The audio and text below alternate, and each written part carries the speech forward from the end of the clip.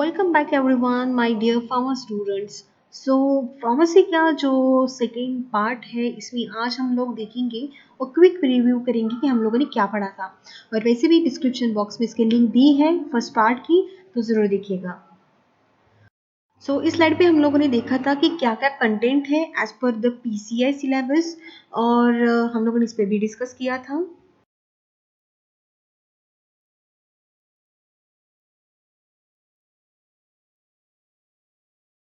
इसमें ये देखा कि फार्मास्यूटिकल केमिस्ट्री का मेन रोल क्या है और किस तरह से ये इन्वॉल्व है। इस वाली स्लाइड पे हम लोगों ने ये देखा कि फार्माकोपिया क्या है, उसका मीनिंग क्या होता है, फार्माकोपिया एग्जैक्टली क्या है, मतलब बुक है, कोई वेबसाइट है या क्या है, इन सारी चीज़ों के बारे में हम लोगों ने पढ़ा। लास्ट स्लाइड में हमने फार्माकोपिया के बारे में जाना कि फार्माकोपिया क्या है, उसका मीनिंग क्या है, ये सारी चीज़ें हमने अब तक देखी हैं। तक की जो भी ऑर्गेनाइजेशन है उन्होंने किस तरह से और किस नाम से फार्माकोपिया बनाई है या किस तरह से पब्लिश किया है, कौन सी गवर्नमेंट एजेंसीज हैं या नॉन गवर्नमेंट एजेंसीज हैं जिन्होंने फार्माकोपिया को बनाने में हेल्प किया है, इसके बारे में हम लोगों ने इस स्लाइड पे देखा। फ्रेंड्स, ये जो फार्माकोपिया आपको दिख रही है, ये फार्माकोपिया काफ़ी पहली वाली जो डिज़ाइन की गई थी या बनाई गई थी, ये वो वाली फार्माकोपिया है। उसके बाद इंडियन फार्माकोपिया की इस भी मैं कुछ इमेजेस आपको बताऊंगी किस तरह से अभी इंडियन फार्माकोपिया दिखती है। यहाँ से हम लोग स्टार्ट करने वाले हैं। पिछली बार हम लोगों ने जितनी भी इंफॉर्मेशन देखी उसके बाद सबसे इम्पोर्टेंट आता है मोनोग्राफ का मतलब क्या है। फार्माकोपिया में मोनोग्राफ में क्या क्या लिखा जाता है, क्या होता है मोनोग्राफ। तो एक तरह का मोनोग्राफ और कुछ नहीं, एक तरह का कलेक्शन है, डिटेल इंफॉर्मेशन है आपके ड्रग के बारे में, आपका जो भी डोजेस फॉर्म है इसके बारे में, या जो भी मेथड ऑफ एनालिसिस आप यूज कर रहे हैं उसके बारे में। मोनोग्राफ में होता क्या है, समझ लीजिए कोई एक मेडिकेशन है, जैसे मैंने समझ लिया कि हाइड्रोक्लोरिक एसिड है, तो अगर ये मैंने मेडिकेशन के बारे में बात कर रही हूँ तो मोनोग्राफ में क्या लिखा जाता है फार्माकोपिया में, कि उसका मेन टाइटल क्या है, उसका कोई सिनोनिम है क्या, उसका केमिकल फॉर्मुलेशन या फार्मूला क्या है, साथ ही साथ उसका वेट कितना है, जो फार्मूला का वेट होता है, मोलिकुलर फार्मूला का वेट होता है, थेरेपेटिक कैटेगरी क्या है, किस लिए हम लोग उस मेडिकेशन को यूज करते हैं, कितना डोज उसको देना चाहिए, किस डोज में हमको बनाते हैं, क्या डोजेस होना चाहिए, उसका डिस्क्रिप्शन के बारे पूरा डिस्क्रिप्शन होता है कि अगर मैंने हाइड्रोक्लोरिक एसिड के बारे में बात की तो उसका पूरा डिस्क्रिप्शन इसमें लिखा जाता है, उसकी सोल्युबिलिटी किसमें है, मिनिमम स्टैंडर्ड ऑफ प्योरिटी कितनी होनी चाहिए, आइडेंटिफिकेशन टेस्ट, अगर मुझे हाइड्रोक्लोरिक एसिड को किसी भी कंपाउंड में ढूंढना है तो क्या टेस्ट परफॉर्म करके मैं आइडेंटिफाई कर सकती हूँ, साथ ही साथ टेस्ट फॉर प्योरिटी, अगर मैं प्योरिटी चेक करना चाहूँ तो किस तरह से प्योरिटी को चेक करूंगी, लिमिट टेस्ट जो होती है, जो एक तरह की इम्प्योरिटीज को फाइंड आउट करती हूँ या किया जाता है प्रैक्टिकल परफॉर्म करके, तो कौन सी प्रैक्टिकल परफॉर्म करके आप उसको फाइंड आउट कर सकते हो उस इम्प्योरिटी को, ये तक इसमें दिखा दिया गया है। मेथड ऑफ असे, जिसको हम लोग एक तरह का प्योरिटी चेक करने का ही प्रोसेस बोलते हैं, इसको भी हम लोग कौन सी मेथड्स के साथ, किस प्रैक्टिकल परफॉर्म के साथ हम लोग इसको परफॉर्म करना मतलब परफॉर्म करते हैं, अलग अलग मेडिकेशन के लिए, अलग ड्रग के लिए, ये भी दिया जाता है। यहाँ तक खत्म नहीं होता, साथ ही साथ इस मेडिकेशन को स्टोर किस तरह से किया जाता है, किस कंडीशन में रखा जाता है, ये तक दिखाया गया है या लिखा गया है। लाइक अगर कोई मेडिकेशन कोल्ड एनवायरमेंट में रखनी है तो उसका भी मेंशन किया जाता है। यहाँ तक आने के बाद उसको पैक किस तरह से किया जाता है, लेबल किस तरह से किया जाता है, इन सारी चीज़ों का इंफॉर्मेशन, कलेक्टिव इंफॉर्मेशन मोनोग्राफ कहा जाता है। इन सारी चीज़ों को मोनोग्राफ कहा जाता है, और ये मोनोग्राफ हर एक इंडिविजुअल मेडिकेशन या ड्रग के बारे में फार्माकोपिया में मेंशन होता है, तो इसी वजह से हम लोग इसको मोनोग्राफ बोलते हैं। तो यहाँ तक आने के बाद आप खुद इम्पोर्टेंस समझ सकते हो कि फार्माकोपिया का इम्पोर्टेंस क्या है। जैसे कि हम लोग मोनोग्राफ में सारी बातें बताई कि क्या होता है monograph. So to maintain the uniformity and control the standard of the drug available in the market, जो भी मार्केट में ड्रग अवेलेबल है उसकी यूनिफॉर्मिटी और उसके स्टैंडर्ड को कंट्रोल करने के लिए हम लोग फार्माकोपिया बनाते हैं, या फार्माकोपी की कमेटी फार्माकोपिया में ड्रग के बारे में लिखती है, सारा मोनोग्राफ लिखती है। साथ ही साथ अवॉइड अडल्ट्रेटेड ड्रग, जो भी हम लोग बोलते हैं कि जो मिलावट वाले मेडिकेशंस होते हैं, इसको भी हम लोग अवॉइड कर सकते हैं with the help of this. Complete information होती है ड्रग के बारे में और उनके डोजेस फॉर्म के बारे में। साथ ही साथ रेफरेंसेस फॉर द लैबोरेटरीज और इंडस्ट्रीज और एकेडमिक इंस्टीट्यूट, इसको रेफर कर सकते हैं। So this is the all or the bundle of the drug information in the pharmacopoeia. सो फार्मुलरीज मतलब क्या होता है? Formularies are the list of the drug और collection of formulas for the compounding of preparation of the medications. जो भी medical हम लोग pharmacopoeia में देखते हैं तो उसकी पूरी लिस्ट, जो मेडिकेशन की लिस्ट है, उसको फार्मुलरीज कहा जाता है, जिसमें एक तरह का कलेक्शंस भी होते हैं कुछ फार्मूलाज के, जिसमें हम लोग किस तरह से मेडिकेशंस को प्रिपेयर करते हैं इसके बारे में लिखा होता है। So formularies contain more comprehensive detail on therapeutics. जो भी एक तरह के हम लोग बोलते हैं कि भाई ये मेडिकेशन किस पे काम करती है, किस तरह का थेरापेटिक इफेक्ट देती है, ये सारी चीजें फार्मुलरीज में इन डिटेल लिखी होती है या इन शॉर्ट में आपको बताया जाता है।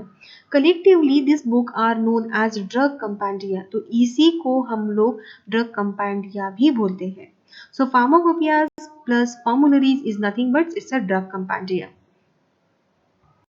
सो ड्रग कंपेंडिया का मतलब होता क्या है? तो ऑफिशियल कंपेंडिया में कुछ डिस्क्रिप्शन दिया गया है। जो गवर्नमेंट एजेंसीज होती है जो फार्माकोपिया को बनाती है या रिप्रेजेंट करती है अपनी कंट्री को इन फार्मो, जो मेडिकेशंस होते हैं उसको बोला जाता है। दो बार में दो डिविडेशन किए गए हैं, ऑफिशियल और non official. So official compendia are the compilation of a drug and other substances recognized as legal standard of purity, quality and the strength। एक तरह का ये एक compilation of the drug medications है, जिसमें अलग अलग स्टैंडर्ड की, मतलब उस मेडिकेशन के लीगल स्टैंडर्ड के बारे में, उसकी प्योरिटी के बारे में, क्वालिटी और स्ट्रेंथ के बारे में लिखा गया है। तो जैसे हम लोग गवर्नमेंट एजेंसी की बात कर रहे हैं अलग अलग रिस्पेक्टिव कंट्रीज के लिए। सो लास्ट टाइम जैसे देखा British pharmacopoeia codex, state pharmacopoeia, Indian pharmacopoeia और जापानीज फार्माकोपिया, ये सारी ऑफिशियल कंपेंडिया में आ जाती है। अभी बात आती है कि नॉन ऑफिशियल कंपेंडिया में क्या आता है। The books other than the official drug compendia which are used as a secondary references sources for a drug and other related substances are known as non official drug compendia. जो भी हम लोग बोलते हैं कि ऑफिशियल कंपेंडिया या official books है जो फार्माकोपिया के, इसके अलावा अलग से कुछ रेफरेंसेस जिसको हम लोग सेकेंडरी रेफरेंस अगर हम लोग चाहते हैं तो हम लोग मग इंडेक्स या मार्टिनडेल ये यूज कर सकते हैं, जो एक्स्ट्रा फार्माकोपिया कही जाती है। इन्हीं को नॉन ऑफिशियल कंपेंडिया भी कहा जाता है। इस स्क्रीन पे आपको जो इंडियन फार्माकोपिया की कमीशन है, यहाँ पे आप इंडिया का सत्यमेव जयते का लोगो देख सकते हैं। तो ये कमीशन या कमेटी एक तरह की फार्माकोपियाज बनाती है। तो आज तक 1996, 2007, 2010, 2014 और 2018 तक की अलग अलग इंडियन फार्माकोपियाज बनी है। आप कलर वेरिएशन भी देख सकते हैं। 2014 का अगर मैं देखा यहाँ पे तो पिंक कलरिश दिखता है, ऑरेंज में अगर देखते हैं तो 2018 की इंडियन फार्माकोपिया आपको देखने मिलेगी। Recently 2022 Indian pharmacopoeia commission through 2022 की इंडियन फार्माकोपिया आ चुकी है। तो इस स्क्रीन पे अगर देखते हैं तो आईपीसी की बिल्डिंग बनी हुई है एक साइड में। तो ये कोई और बिल्डिंग नहीं है, इंडियन फार्माकोपिया की बिल्डिंग है। और यहाँ पे इंडियन फार्माकोपिया कमीशन थ्रू जो भी लोग यहाँ पे रहते हैं वो इंडियन फार्माकोपिया पे बात करते हैं, डिस्कशन करते हैं। और ये आईपीसी कमेटी अभी तक 2022 की इंडियन फार्माकोपिया बना चुकी है, जो अलग अलग वॉल्यूम्स में आपको दिख रही है विथ सप्लीमेंट एंड अमेंडमेंट। अब तक मैं बात कर रही थी इंडियन फार्माकोपिया कमीशन के बारे में। तो ये कमीशन में होता क्या है? इसमें साइंटिफिक बॉडी अप्रूव्ड आइटम्स होते हैं फॉर आईपीसी साइंटिफिक स्टाफ होता है और उस पर रिव्यू आइटम्स भी लिखे जाते हैं। Item display on the website and meld separately for the public review. Public review के लिए वेबसाइट पे भी इसके अपडेशंस आते हैं और मेल भी किए जाते हैं सेपरेटली। साथ ही साथ पब्लिक के कमेंट्स जो होते हैं वो भी रिसीव किए जाते हैं। इन पे फीडबैक जो स्टेक होल्डर्स होते हैं इनके लिए जाते हैं। और इंडियन फार्माकोपिया को अलग अलग कमेटी, अलग अलग स्टाफ और इसका कंपाइलेशन और कमेंट को एनालिसिस करने के बाद इसमें कुछ रिवीजन अगर ज़रूरी होते हैं तो इसको रिवाइज किया जाता है। प्रॉस्पर जो एक तरह का एक्सेप्टेंस होता है पब्लिश करने के लिए, वो सारी चीज़ें होती हैं। फर्दर रिवीजन अगर ज़रूरत पड़े तो उसके लिए भी आपको मतलब वहाँ पे कमेंट्स और रिस्पॉन्सेस देखने के बाद वेबसाइट पे और मेल पे आपको दिखने मिल सकते हैं। और इस हिसाब से फाइनल कमेटीज सारी डिस्कशन करने के बाद इंडियन फार्माकोपिया को पब्लिश करती है। अगर फार्माकोपिया की बात करें तो Indian pharmacopoeia drug and cosmetic act 1949 and rule 1945 इसमें क्या लिखा गया है, एक तरह का ये जो एक्ट है, ये अगर आप फार्मास्यूटिकल जूरिस्प्रूडेंस की बुक अगर पढ़ेंगे तो ड्रग और कॉस्मेटिक एक्ट में क्या आता है आपको पूरी डिटेल में पता चल जाएगा, जो थर्ड ईयर का टॉपिक है सेमेस्टर 5 का। आईपी जिसको हम लोग इनडायरेक्टली बोलते हैं इंडियन फार्माकोपिया, उसको शॉर्ट फॉर्मली आईपी कहा जाता है, is published by Indian pharmacopoeia commission, the standard setting institution for the drug. इसमें बहुत सारे अलग अलग कमेटी मेंबर्स भी होते हैं। It is an autonomous body under the ministry of health and family welfare. तो ये एक तरह की ministry of health and family welfare से जुड़ी हुई है, उसके थ्रू ये काम करती है to keep pharmacopoeia up to date. सबसे इम्पॉर्टेंट ये जो ministry of health and family welfare की कमेटी है, आईपी की कमेटी है, ये अप टू डेट रखती है फार्माकोपिया को और अपडेट करती रहती है वंस इन एवरी 4 ईयर। तो इसीलिए मैंने पिछली जो आपको कुछ स्क्रीन बताई उसमें बताया था कि कितने ईयर में वैरी हो रही है। The term pharmacopoeia first appear as a distinct title in a work published in a Basel, Switzerland in a 1561 by Dr. A. Foix। ये हमेशा जीपैट में क्वेश्चंस पूछे जाते हैं कि भाई फार्माकोपिया सबसे पहले किसने और कहाँ पे बनाई थी, वो कैसी दिख रही थी, जो हमने थोड़ी देर पहले देखी, but does not appear to have come into general use until the beginning of the 17th century. जब तक 17वीं सेंचुरी नहीं लगा था तब तक ये मतलब हम लोग बोल सकते हैं कि खरी नहीं उतरी थी या उसको यूज नहीं किया गया था उतना, या फिर उसको उसके बाद ही उस पर इस्टेब्लिश और उस पर काम हुआ। Today's pharmacopoeia focus mainly on assurance of a quality of a product by various tools of analytical sciences। Analytical science के हेल्प से आज तक की जो भी फार्माकोपिया बनाई गई है, इसमें सिर्फ इम्पॉर्टेंट बात वो है कि इसकी क्वालिटी को अश्योर किया गया है, क्वालिटी के मतलब क्वालिटी प्रोडक्ट बनाने के पीछे देखा गया है, क्योंकि मोनोग्राफ के थ्रू उस प्रोडक्ट के बारे में सारी जानकारी सिर्फ फार्माकोपिया में ही दी गई है।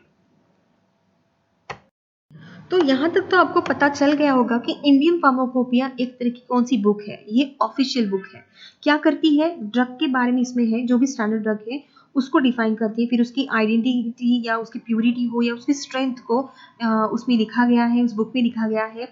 जो भी ड्रग इम्पोर्टेंट है, इम्पोर्टेड किए जाते हैं या मैन्युफैक्चरिंग किए जाते for sale, stock and distribution, इसके बारे में लिखा गया है in India in the Indian pharmacopoeia.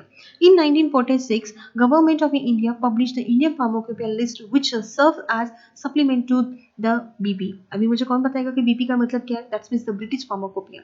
1946 के बारे में बात चल रही है, जब हम लोग ये बोल सकते हैं कि नियर अबाउट इस समय भारत स्वतंत्र हुआ था।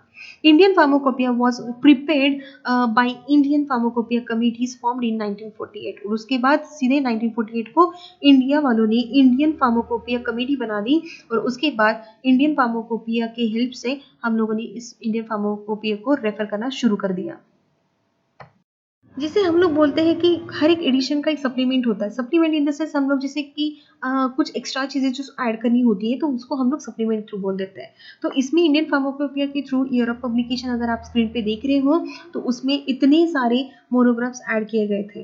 फिर फर्स्ट एडिशन, फिर सेकेंड एडिशन, फिर थर्ड एडिशन में फिर से कुछ ईयर्स के बाद इसको चेंज किया गया। फिर कुछ इसमें वॉल्यूम्स, 2 वॉल्यूम्स में उसमें आईपीसी जो स्ट्रक्चर्स नॉमेनक्लेचर होती है उसको ऐड किया गया। एनालिटिकल टेक्निक को ऐड किया गया, जैसे कि इलेक्ट्रोफोरेसिस है, फ्लोरीमेट्री है, ये सारा कुछ आपको सेकंड थर्ड फाइनल ईयर में आपको पढ़ने मिलेगा कि ये क्या टेक्निक्स है। उसके बाद डिसोल्यूशन टेस्ट जो भी 6 टैबलेट्स इंक्लूडेड है, लिमिट टेस्ट अलग अलग फॉर माइक्रोवेल कंटेमिनेशन, ये सारी चीज़ें अलग अलग ईयर में, अलग अलग एडिशन में उसमें ऐड करते गए हुए और उसमें मोनोग्राफ उसमें ऐड और रिमूव किया गया है। For the study of Indian Pharmacopoeia, 4th edition, 5th edition, 6th edition और 7th edition और उसके अडेंडम जो है अलग अलग एडिशन में आपको यहाँ पे देखने मिल सकते हैं। साथ ही साथ अगर आप यहाँ पे देखेंगे तो कौन से कंटेंट किस ईयर में ऐड किए गए हैं ये तक आप इसमें देख सकते हो। थोड़ी देर पहले मैंने नेशनल फार्मूलेज के बारे में आपको फार्मूलरी के बारे में बताया था। तो ये इंडियन नेशनल फार्मूलरी क्या है?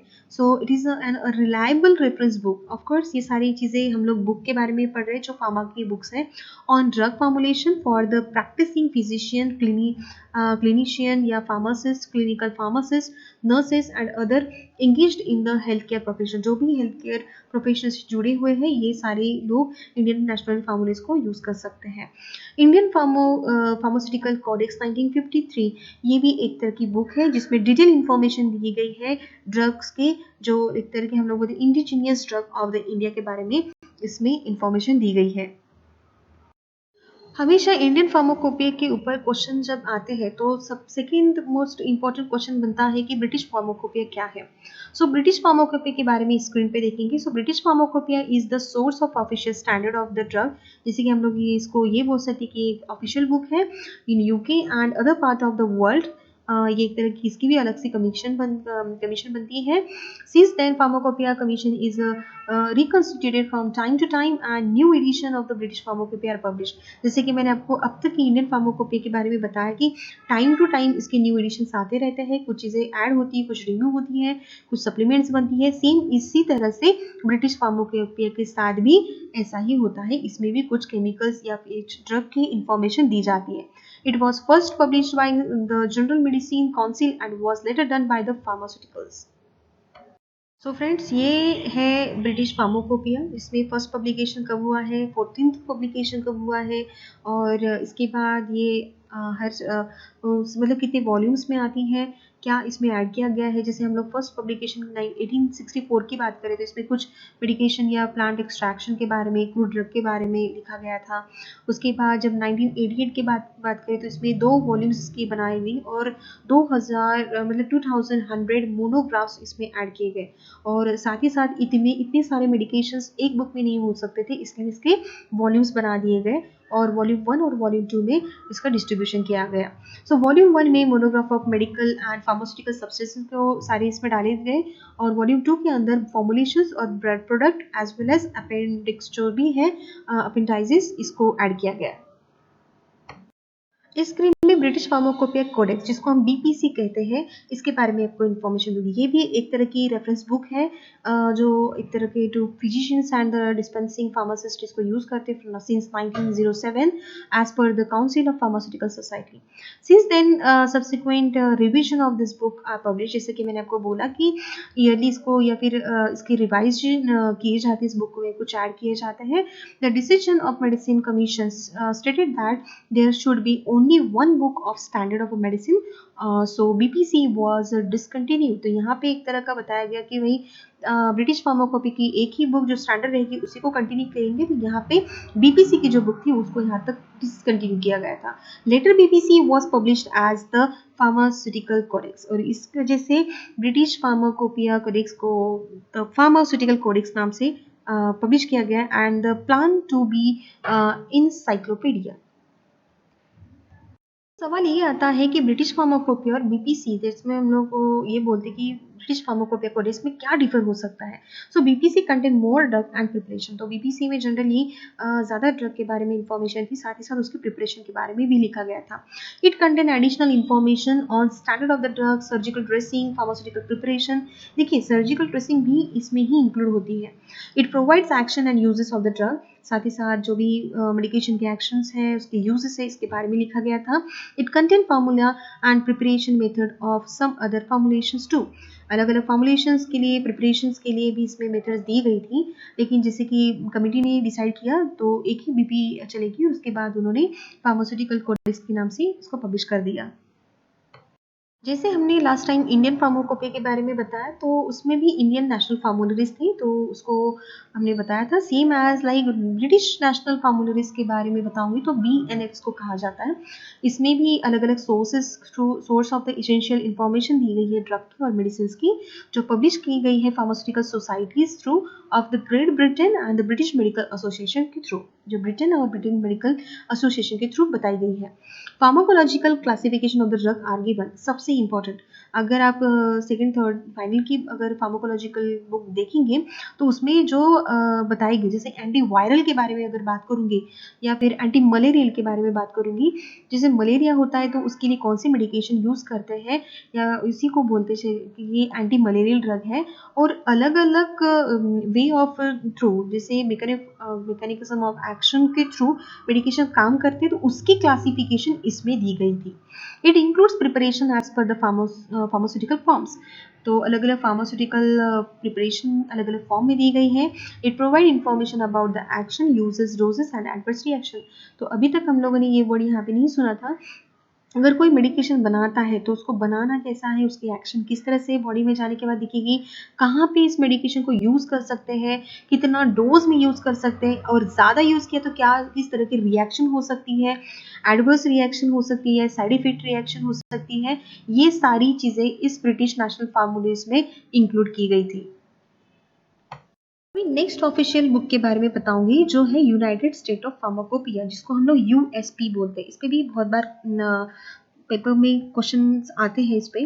The United State pharmacopoeia and the national formulary, जिसको यूएसपीएनएफ कहा जाता है, are recognised as the official compendia. जिसकी मैंने आपको बोला था कि it's a pharmacopoeia, official pharmacopoeia book है, तो इसको ऑफिशियल कंपेंडिया भी कहा जाता है, and are used as reference book for determining the strength, quality, purity, packaging, labelling of the drug and other related articles. तो ये सारी चीजें आपने कहाँ सुनी थी? मोनोग्राफ्स में।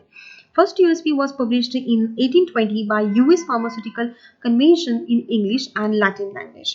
It consists of 272 drugs. तो सबसे पहले 1820 में US Pharmaceutical Convention through English और लैटिन लैंग्वेज में इसको पब्लिश किया गया था और 272 ड्रग को इसमें इन्वॉल्व किया गया था। यूएसपी कंटेन्स ओवर मतलब एक तरह का इस यूएसपी में 3400 मोनोग्राफ्स को ऐड किया गया था, drug substances and the product together with over 160 general chapters that describe. इसके ऊपर अलग से 160 चैप्टर को भी इंक्लूड किया गया था। Specific procedure to support monograph test and other information as well. अलग से मोनोग्राफ में कुछ अलग से टेस्ट भी बताए गए थे, कुछ प्रोसीजर दी गई थी और कुछ अलग से इंफॉर्मेशन को भी इसमें इन्वॉल्व किया गया है। यूएसपी ऑल्सो कंटेन, इसमें एक तरह का यूएसपी में 16 मोनोग्राफ्स और 9 अलग से जनरल चैप्टर्स को भी ऐड किया गया है जो न्यूट्रिशनल सप्लीमेंट्स देते हैं। अभी न्यूट्रिशनल सप्लीमेंट्स हम लोग किस तरह से कहाँ यूज़ करते हैं, जो भी हम लोगों को डेली रूटीन में न्यूट्रिशन लगते हैं, इसके ऊपर भी इसमें इंफॉर्मेशन दी गई है। सो नेशनल फार्मूलरी के बारे में बात करेंगे तो the first national फार्मूलरी of US was published in 1888 bye American pharmaceuticals association. सबसे पहले एनएफ को यूएस के थ्रू अगर पब्लिश किया गया तो वो था 1888, so by American Pharmaceutical Association through ये हुआ था। और यूएसपी और एनएफ इन दोनों ने कंबाइंडली एक सिंगल बुक बनाई थी जिसको एक तरह की यूएसपी एनएफ कहा जाता है, जो स्टैंडर्ड बुक थी जो ड्रग को बताती थी, और इसको रिप्रेजेंट किया गया था 20th revision of USP and 20th revision of the NF official on 2002। From then तब से इसको साथ ही में एन्युअली पब्लिश की जाती है। NF कवर ओवर 3800 जो एक तरह की मोनोग्राफ्स है, जिसपे एक्सिपिएंट और डाइटरी सप्लीमेंट के ऊपर NF में लिखा गया है या US NF में बताया गया है। इंटरनेशनल फार्माकोपिया जो हम लोगों ने बोला था कि ये पब्लिश की गई है WHO थ्रू। WHO ने इसको प्रैक्टिकली यूज़ करके डेवलपिंग कंट्रीज़ को भी बताया गया है। इसमें सारी मेडिकेशन के बारे में बताया गया है और इसमें यूनिफॉर्मिटी एक तरह की मेंटेन की गई है, एक स्टैंडर्ड मेंटेन किया गया है, एक स्टैंडर्ड अलग अलग प्रोसेस ड्रग के बारे में बताए गए हैं।